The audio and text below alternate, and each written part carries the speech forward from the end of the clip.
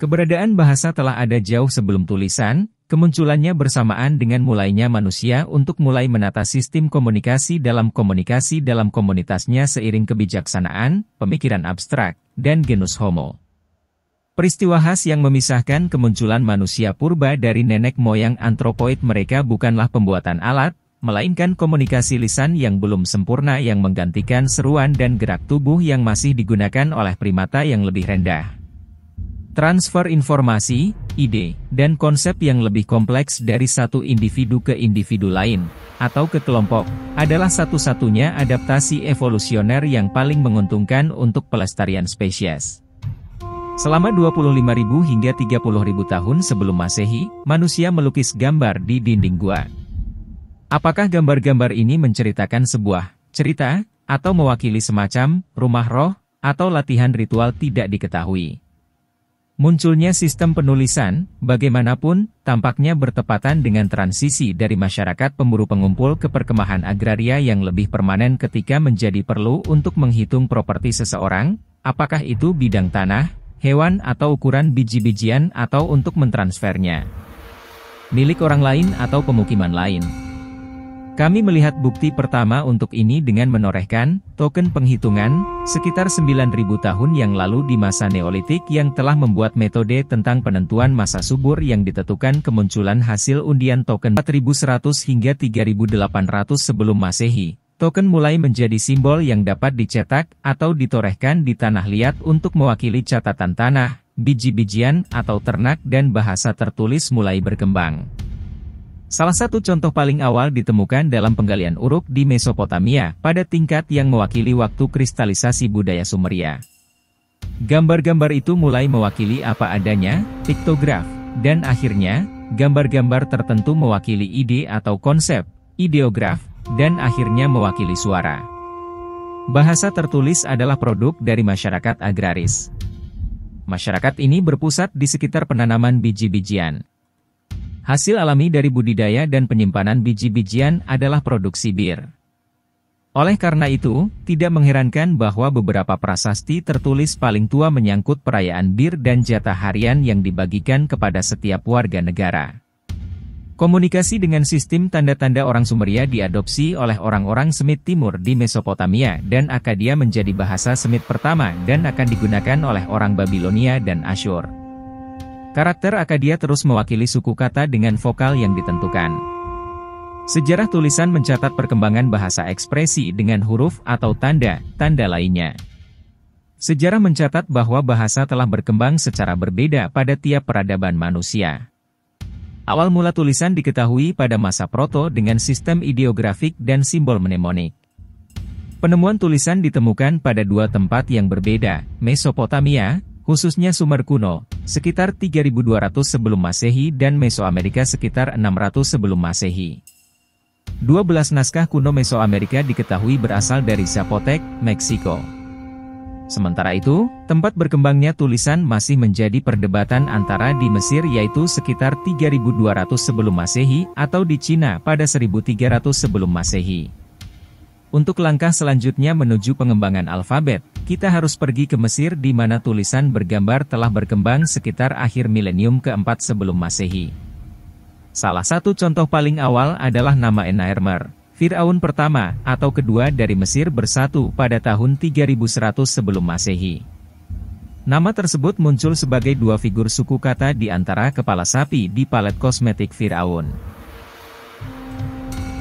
Setelah berdirinya kota-kota pertama lebih dari 3000 tahun sebelum Masehi, peradaban pertama muncul. Mesopotamia adalah tempat kelahiran peradaban besar pertama termasuk Sumeria.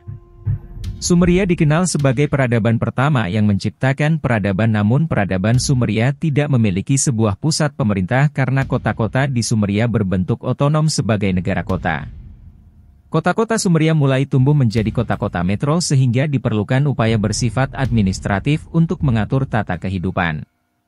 Oleh sebab dan akibatnya administrasi mereka menjadi sangat kompleks yang merupakan latar yang tepat untuk membuat suatu metode yang mendukung sistem tanda dan penanda untuk memudahkan untuk mengenali jumlah barang, ataupun kepemilikan barang, ternak, jumlah, hingga ukurannya. Sehingga akhirnya mereka saat itu lahirlah metode tulisan pertama kalinya. Sebelum 3000 sebelum Masehi, orang-orang Sumeria menetap di Mesopotamia. Mereka memulai jalan menuju peradaban, menghasilkan bentuk tulisan yang lebih canggih yang sangat memengaruhi tatanan sosial dan kemajuan ekonomi. Catatan tertulis paling awal ditemukan pada tanah liat yang dibuat dengan sebatang stylus yang diasah hingga menjadi titik untuk membuat garis-garis melengkung yang halus. Tanda-tanda gambar ini disebut piktogram. Orang-orang mulai menulis menggunakan metode piktografi atau ideogram, baik di Mesopotamia maupun di Mesir membuat tulisan piktogram tersebut melalui bentuk gambar sederhana dari visualisasi objek yang dimaksudkan. Dari sistem piktograf kemudian orang Sumeria menemukan tulisan paku dikenal dengan nama cuneiform. Tulisan aksara paku mengalami perubahan besar selama periode lebih dari 2 milenium hingga pada abad Masehi awal huruf ini kemudian tidak digunakan lagi. Di mana digunakan terakhir kali oleh para juru tulis Asyur pada awal milenium pertama, sampai punahnya tulisan itu. Penggunaan tulisan piktogram. Mereka membuat tulisan pada lempeng tanah liat atau lempung. Lempeng ini kemudian dikeringkan di bawah terik matahari. Tidak seperti garca atau gambar cadas di gua-gua, lempeng ini lebih portabel, meskipun rapuh, getas dan riskan untuk dibawa-bawa. Sedangkan orang Mesir menggunakan tulisan paku yang dikenal dengan nama huruf hieroglif yang mereka tuliskan pada lempengan tanah setegah kering berbentuk papan-papan table yang terbuat dari tanah liat terutama untuk membuat catatan komersial dan properti akuntansi yang penting untuk administrasi kota di mana mereka dapat menyimpan catatan-catatan tersebut untuk jangka waktu yang lama. Maka mereka mesti memanggang tablet-tablet tanah liat itu dalam oven. Piktogram ini dibuat menggunakan stylus kayu dengan cara dicap ke permukaan tanah liat, bukan ditoreh. Berbagai kombinasi rupa digunakan untuk mewakili kata-kata. Lalu gambar diputar miring untuk mengurangi kekeliruan saat dibuat. Inovasi ini berkembang menjadi tanda abstrak yang disebut cuneiform, huruf paku. Dengan mengkombinasikan gambar-gambar piktogram, orang dapat mewujudkan ide-ide dan emosi abstrak yang disebut ideogram. Kata keterangan, preposisi, dan nama pribadi sulit direpresentasikan, sehingga tata penulisan huruf paku pun dibuat mewakili penyebutan nama benda. Tata penulisan tersebut dikenal sebagai rebus. Saat ini, metode rebus masih digunakan dengan menggabungkan huruf dan gambar untuk membuat kata atau frasa. Milton Glaser dan Paul Rand menciptakan dua rebus yang sangat terkenal pada logo untuk New York dan IBM. Seperti cuneiform Sumeria, hieroglif Mesir adalah sistem penulisan standar selama lebih dari 3,5 milenium. Orang Mesir peka terhadap kualitas dekoratif dan tekstur dalam tulisan mereka, dengan pewarnaan.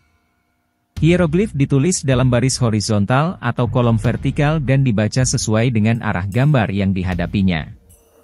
Jika gambar menghadap ke kiri maka mulai membaca dari kiri.